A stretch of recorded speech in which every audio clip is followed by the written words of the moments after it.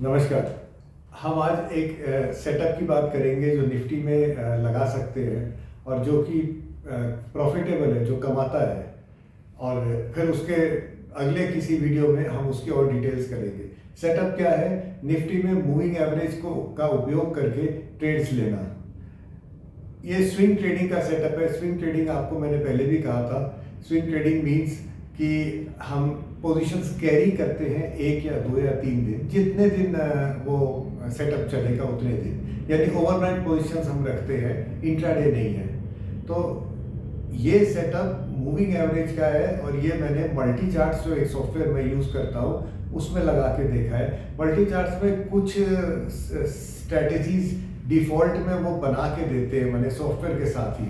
तो मैंने उसी को ले लिया, मूविंग एवरेज की स्ट्रेटजी को, और उसमें कोई चेंज नहीं किया। स्ट्रेटजी क्या है? बहुत ही सिंपल है, बहुत सरल है। 9 पीरियड का मूविंग एवरेज ले लीजिए। जब क्लोजिंग प्राइस 9 पीरियड के मूविंग एवरेज के ऊपर चला जाए तो खरीदिए, जब नीचे चला जाए तो बेच लीजिए, यानी खरीदे हुए माल को भी बेचिए और शॉर्ट सेलिंग कर लीजिए।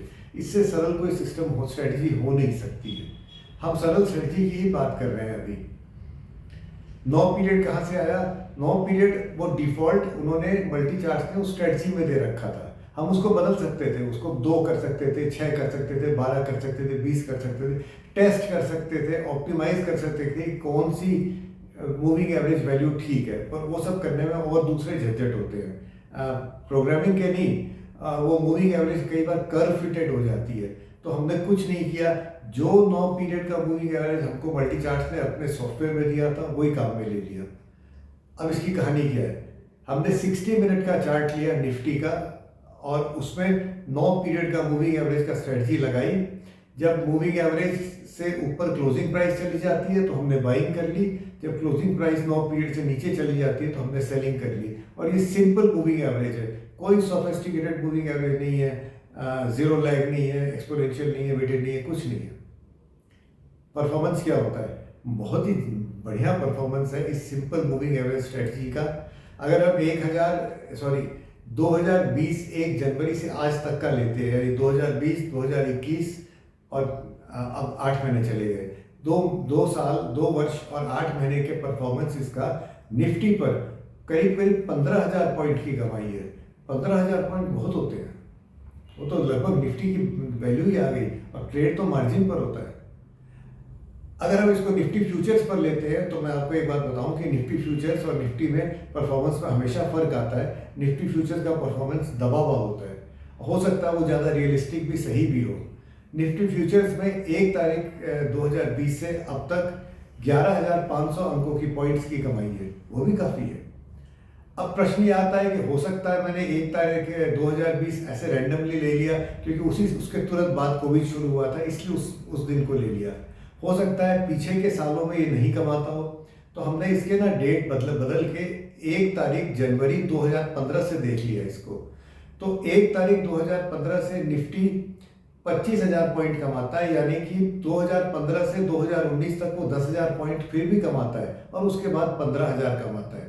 इसमें एक बात ध्यान में रखिए कि 2015, 16, 17 में निफ्टी अपने आप में बहुत आधा, आज का दिन आधा था, 8,000, 6,000, 7,000 अंक पॉइंट का निफ्टी था, तो स्वाभाविक है उसमें पॉइंट्स की कमाई भी कम होगी।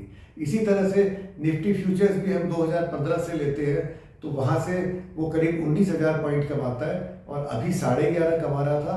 तो आप समझ लीजिए कि 7,500 पॉइंट वो उन 5 साल में कमाता है, यानी कि 9 पीरियड के सिंपल मूविंग एवरेज की स्ट्रेटजी 2015 से आज दिन तक कमाती आई है। ये बात है।